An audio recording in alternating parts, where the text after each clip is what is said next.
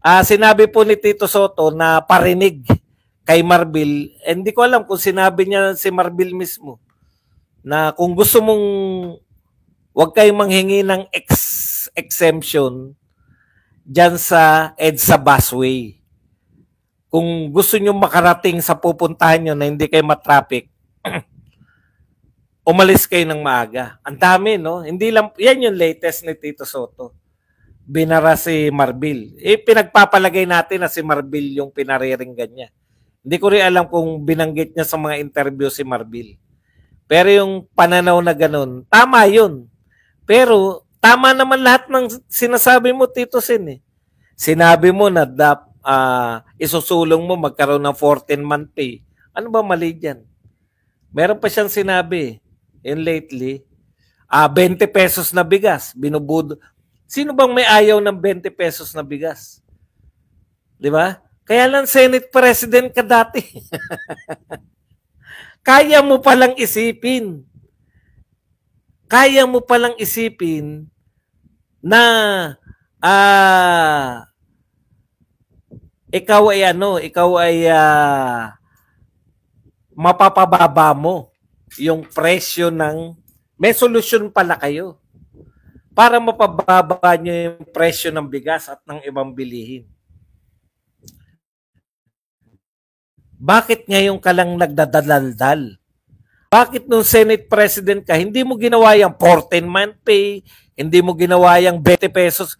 Pero mo, Pangulo ng Pilipinas, 20 pesos yung bigas. Hindi pala siya. Hindi pala sila nagkasabay kasi talo nga pala siya, tama. Pero bakit mo naisip, hindi nga kinaya ng Pangulo ng Pilipinas yung 20 pesos na bigas, bakit binubudol mo na naman for the second time yung mga Pilipino na magsasabi na kaya mo, yung proposal mo ay papunta sa 20 pesos yung bigas? Ang daldal mo ngayon, lahat ng issue, sasawsaw ka ngayon. Ang tagal mo na nahimik eh. Pag mag-eleksyon lang kayo naririnig eh.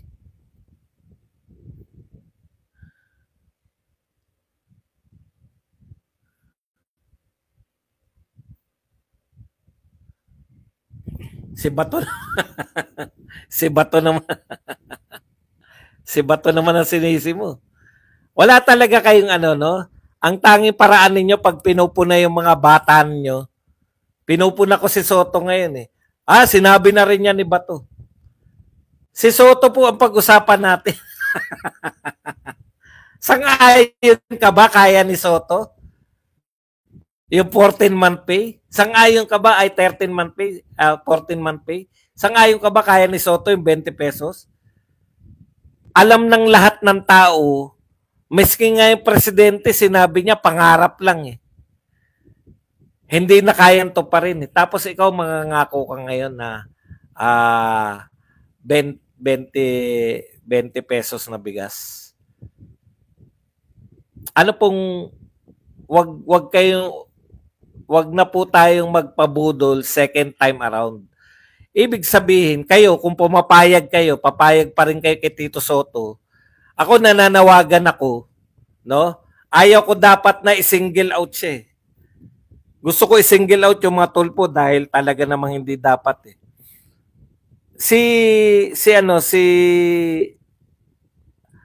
Tito Soto, kung binubudol mo pa kami for the second time around, hindi ka karapat dapat iboto ng mga tao.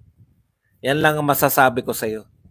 Miski nga si Lacson hindi maniwala sa kanya. Okay. Tapos ngayon naman, ang tapang mo naman kay Marbil. Punta na po tayo rito kay Erwin Tulfo. Kakaiba to si Erwin Tulfo kasi hindi na naging cabinet official po to eh, 'di ba? Meron po siya, hindi naman po siya tinanggal. Malapit po siya sa palasyo. In fact, napakalapit niya kay Martin. Julalay nga to ni Martin Romualdez eh, 'di ba? Ngayon, ang pinopropose nito ni Erwin Tulfo asked DA to put SRP, suggested retail price, on rice, vegetables, eggs, and meats.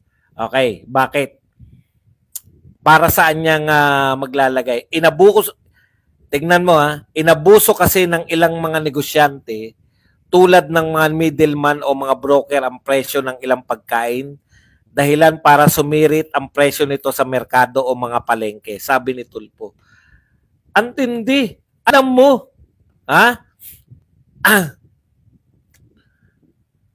alam mo na ano ang dahilan kung bakit sumirit yung mga presyo ng bilihin, ilang pagkain sa merkado o sa palengke, Erwin?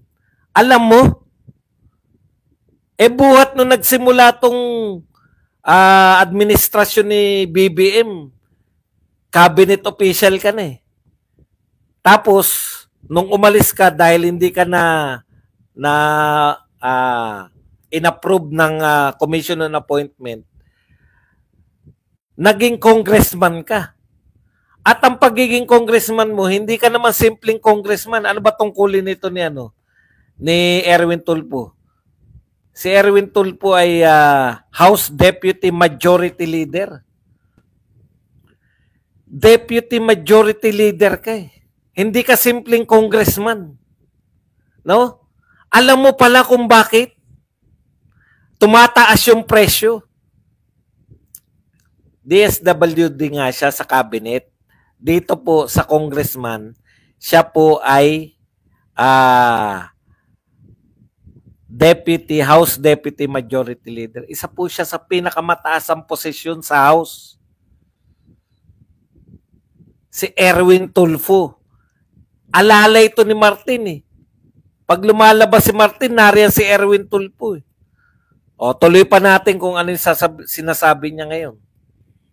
Kasi kung susuriin ng mabuti, mura ang benta sa farm gate o yung mga producer ng bigas, gulay, itlog at karne ng manok at baboy. Pero pagdating sa palengke, presyong ginto na ito. Kung susuriin mong mabuti, sana sinuri mong mabuti. Anak ka ng tatay mo, alam mo pala, pag sinuri daw mabuti, mura daw yung nabebenta mula sa mga magsasaka, mura lang binibili. Tapos pagdating sa palengke, ginto na. Alam mo pala lahat ng solusyon. Alam mo pala lahat ng problema. Bakit dehin bokiki ka napakahaba ng panahon? Hindi ka kumikibo. Ngayong mag-eleksyon, tumatakbo ka, ganito gagawin natin.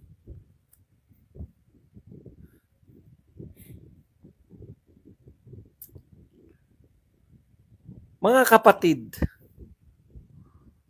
etong mga tao na to, na may kapanyarihan na, alam nila kung paano ang gagawin. Alam nila kung bakit tumataas ang presyo ng bilihin. Alam nila, kung susuriin mo, dagdagan pa natin.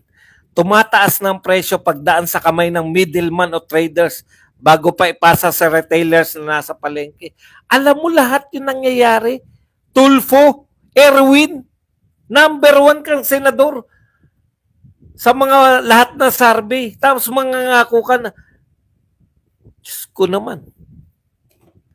Yan yung problema Ilang taong ka na bang miyembro ng kabinete? Hindi ka naman nawala sa administrasyon Hindi ka naman nabawasan ng power Alam mo pala.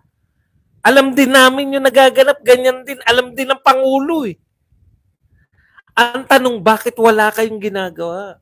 Bakit hindi mo ginawang batas yan, yung nasa isip mo? Bakit hindi mo ginawang batas?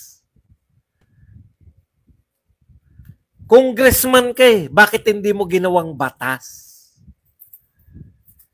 Tapos ngayon, magiging senador ka na naman. Kailan ka na naman namin maririnig? After 6 years? Halimbawa, naging senador ka ngayon. Kailan ka uli namin maririnig na magagandang mga panukala?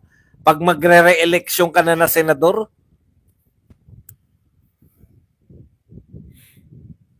Alam mo yung nangyayari lahat.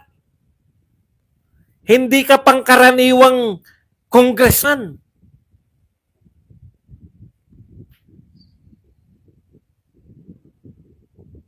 Tapos ang masakit pa nun, alam nyong lahat, sinasabi nyo kung anong gagawin. Anak ng tinapay naman. Bakit hindi nyo ginawa? Si Erwin Tulfo pala nakakaalam kung paano bababa ang presyo. Wala kang say ba? Bakit ka pa namin gagawing senador? Sige nga, bakit ka namin gagawing senador? Erwin Tulfo.